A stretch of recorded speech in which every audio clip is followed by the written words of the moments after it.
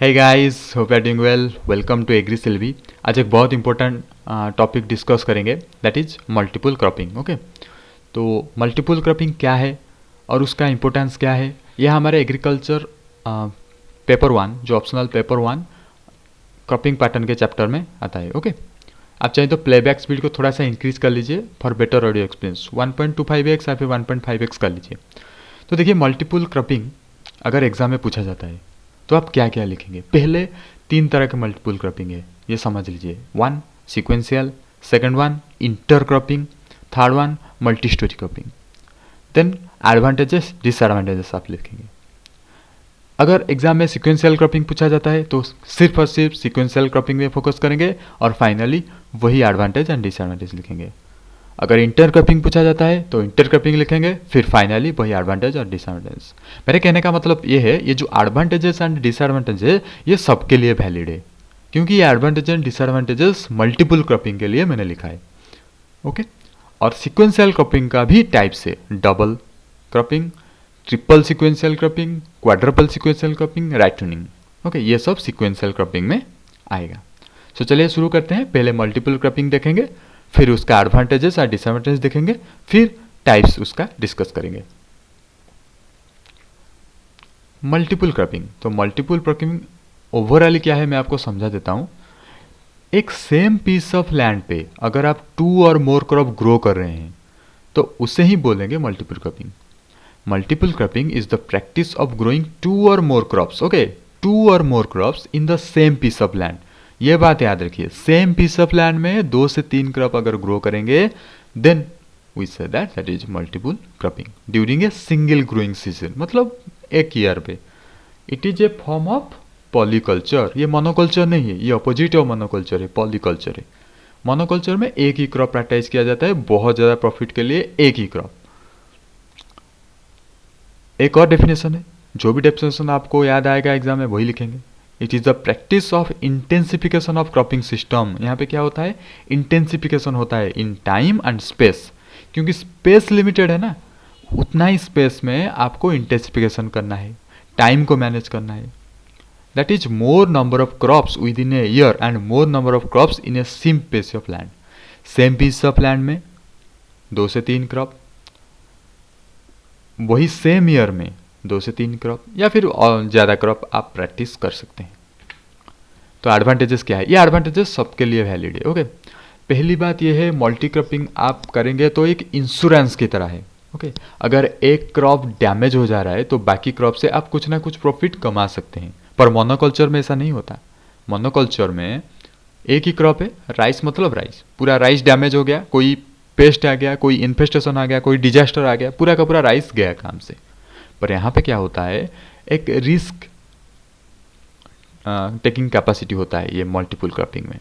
अगर कोई paste disease हो गया या फिर कोई नेचुरल कैलेमिटीज, कोई natural disaster like drought, flood आ गया, तो कुछ ना कुछ क्रॉप उसको सर्वाइव कर जाएगा, तो उससे आपको एक इंश्योरेंस मिल जाएगा, कुछ ना कुछ प्रॉफिट तो मिल जाएगा ना, कुछ ईल्ड तो हो जाएगा।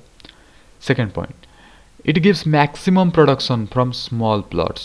This can help farmers cope with land shortage. अगर लैंड शॉर्टेज है, ओबियसली लैंड तो शॉर्टेज होगा, हमारे यहाँ पे कितना सारा 130 करोड़ पॉपुलेशन, हमारे लैंड बहुत ही कम है, 328 million square kilometre, 3.28 million square kilometre.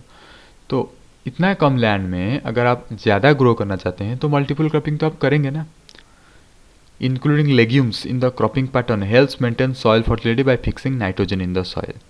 मैंने आपको बोला कि एक सिंगल सीजन में या फिर एक ईयर में आप बहुत सारे क्रॉप अटैच करते हैं, सेरेल्स भी करते हैं, लेग्यूम्स भी करते हैं। तो लेग्यूम्स क्या करता है, नाइट्रोजन डिपॉजिट करता है, सॉइल फर्टिलिटी एनहांस करता है। Okay, different types of crops can be produced thereby providing a balance diet. मैंने अभी बोला ना आपको कि सेरेल्स प्रोड्यूस करेंगे, पल्सेस प्रोड्यूस करेंगे, उसके बाद फ्रूट्स वेजिटेबल्स प्रोड्यूस करेंगे, तो एक बैलेंस डाइट वो प्रोवाइड करेगा फैमिली को। सब्सटेंशियल फार्मिंग के लिए ये अच्छा है, वो बोल रहा है इसका मतलब।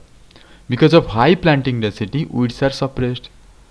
मैंने बोला कि क्रॉप इंटेंसिफिकेशन अभी करेंगे इसमें, तो क्रॉप इंटेंसिफिकेशन करेंगे तो हाई डेंसिटी प्लांटेशन करेंगे, तो वीड्स ग्रो कैसे करेगा, वीड्स को तो न्यूट्रिएंट ही नहीं मिलेगा, वीड्स को तो लाइट ही नहीं मिलेगा, वीड्स ग्रो कर पाएगा क्या, नहीं। एफिशिएंट यूज ऑफ रिसोर्सेस, जो रिसोर्सेस है उसे एफिशिएंट यूज कर सकते हैं इस मल्टीपल क्रॉपिंग के थ्रू। पर बहुत सारे डिसएडवांटेज भी है। देखिए जो क्रॉप में एक वन टाइप ऑफ इन्फेस्टेशन होता है, डिजीज, पेस्ट, जो bacterias, virus, what ever pathogen अगर इन्फेक्ट करता है, वो सेकेंड वाला क्रॉप को तो भी इन्फेक्ट कर सकता है ना, एक पोटेंशियल थ्रेट है। That is the problem. The large number of different crops in the field makes it difficult to weed.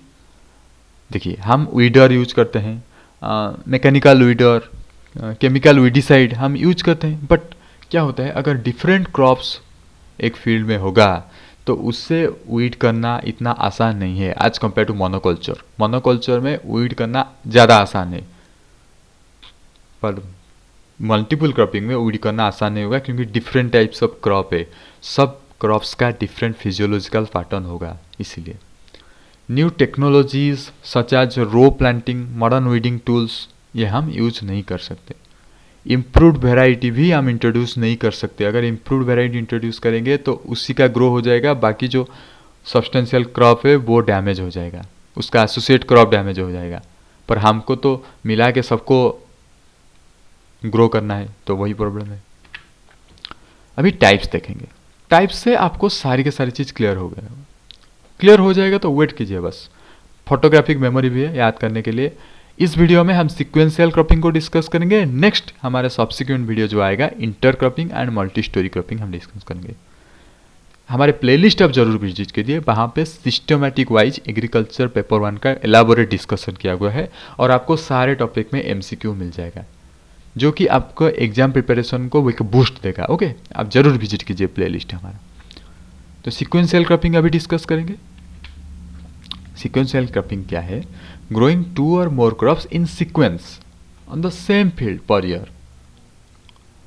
एक वन क्रॉप के हार्वेस्ट के बाद दूसरा क्रॉप आप प्लांटिंग करेंगे, ऐसे इसे सीक्वेंशियल क्रॉपिंग कहते हैं। मतलब 2 or more क्रॉप्स ग्रो करेंगे पर इन सीक्वेंस में, एट ए टाइम नहीं, एक सीक्वेंस में। पहले राइस, उसके बाद ग्राम, उसके बाद हमारे फ्रूट्स या फिर वेजिटेबल्स। ओके, एक सीक्वेंस फॉलो करेंगे। The succeeding crop is planted after the preceding crop one has been harvested। So preceding crop जब harvested होता है तभी जाकर आप नेक्स्ट वन क्रॉप को प्लांट करेंगे। ये है sequential cropping। Crop intensification is only in the time dimension. Okay, one time, एक टाइम पे आएगा जहाँ पे ये हार्वेस्ट हो रहा होगा, ये प्लांटेड हो रहा होगा, उसी टाइम पे क्रॉप इंटेंसिफिकेशन होगा, नहीं तो क्रॉप इंटेंसिफिकेशन नहीं होगा।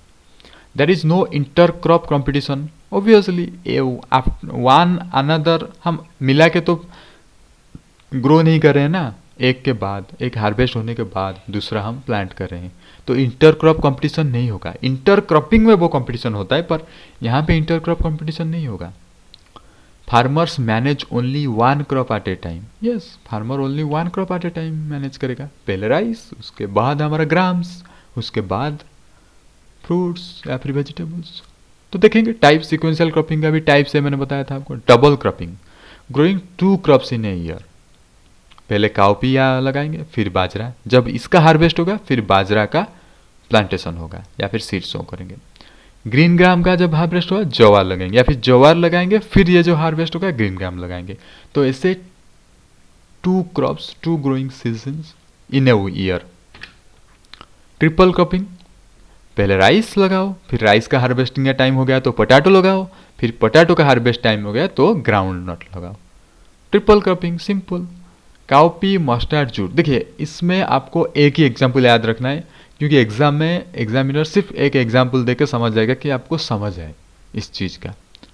Quadruple cropping, growing of 4 crops in a year. पहले मेज, फिर तोरिया, फिर पोटैटो, फिर व्हीट। जैसे ऐसे ऐसे क्रॉप आप चूज करेंगे जिसके अंदर सॉइल न्यूट्रिएंट का जैसे लॉस नहीं होगा। देखिए मेज पहले लगा दिया, आपको लगा दिया, फिर तोरिया लगाएंगे, क्योंकि ये जो तोरिया है ये एक नाइट्रोजन फिक्सिंग प्लांट है ना, तो ये क्या करेगा, नाइट्रोजन को रिकवर करेगा सॉइल में। फिर पोटैटो लगाएंगे। पोटैटो एक हॉर्टिकल्चर क्रॉप है, तो ये उतना ज़्यादा न्यूट्रिएंट नहीं लेता। फिर लगाएंगे व्हीट। व्हीट में क्या होता है, ये न्यूट्रिएंट बहुत ज़्यादा लेता है क्योंकि ये सेरल्स है ना, इसलिए। तो ऐसे ऐसे क्रॉप आप चूज करेंगे जो कि उनके बीच में ऐसे इंटरेक्शन ना हो कि फाइनली जो न्यूट्रिएंट है सॉइल का ख़त्म हो जाए। सो वो चॉइस ऑफ क्रॉप भी बहुत ज़्यादा इंपॉर्टेंट है इस मल्टीपल क्रॉपिंग के अंदर, ये सीक्वेंशियल क्रॉपिंग के अंदर। राटून क्रॉपिंग, राटून तो जनरली हम शुगर केन में प्रैक्टिस करते हैं, ये तो सबको पता है। Stubble cultivation stubble regrowth after harvest of crop. Harvest करने के बाद वहाँ पे रीग्रोथ होता है। जो शुगर केन है ना, 3 टाइम्स आप राटूनिंग करेंगे बहुत अच्छा रीग्रोथ होता है, पर 3 इयर्स के बाद थोड़ा सा रीग्रोथ कम हो जाता है शुगर केन का। ओके, शुगर केन, मलबेरी, इसमें राटून क्रॉपिंग की प्रैक्टिस करते हैं। ये भी आता है सीक्वेंशियल क्रॉपिंग का एक पार्ट।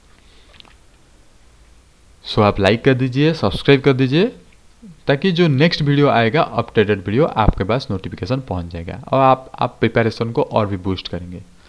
ओके, सो आप प्लेलिस्ट जरूर विजिट कीजिए। Thank you for watching.